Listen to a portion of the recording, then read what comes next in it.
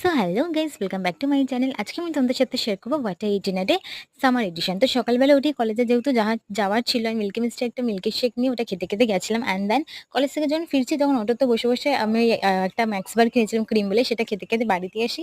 তারপরে আমার সত্যি কিছু খেতে ইচ্ছা করছিল না, তাই পরপর জুসে খেয়েছি। একটা আলু ফ্রুট জুস খেয়েছি, আর এটা খেলাম অ্যাপেল জুস, যেটা এই কাপটাতে রয়েছে। আর সত্যি কথা, আমি লাঞ্চ আর কিছু করিনি, ভাত রুটি এরকম যে আমি খাই, বাট আমি কিছুই খাইনি সেদিনকে, কারণ কলেজ থেকে ফেরার সময় তো আইসক্রিমটা খেয়ে পেটটা ভরে গেছিলই। তারপর বাড়িতে এসে যখন পিপাসা পাচ্ছিল, আমি ফ্রুট জুসগুলো খেয়ে ওখানে অর্ধেক পেট আরো ভরে গেছে, তো আমার আর ইচ্ছা করেনি। আমি আর সেরকম সলিড ফুড কিচ্ছু খাইনি। তারপর টিফিন করছিলাম, টিফিন বলা ভুল, মোটামুটি 8:30 নাগাদ গিয়ে আমি ফুচকা নিয়ে এসে তখনই ফুচকাটা খেয়েছিলাম। বাবা মা আমি বোন সবাই মিলে তখনই ফুচকাটা খেয়েছিলাম, ব্যাস। আর তারপর রাত্রেবেলা 11টার সময় ডিনার করেছিলাম, যেটা করেছিলাম বিরিয়ানি, আর সাথে একটু রায়তাও ছিল। তো রায়তা, এগ, চিকেন, আলু, স্যালাড সবকিছু দিয়ে আমি সেদিনকার লাঞ্চটা, মানে সরি, ডিনারটা খুব ভালোভাবে হয়েছে।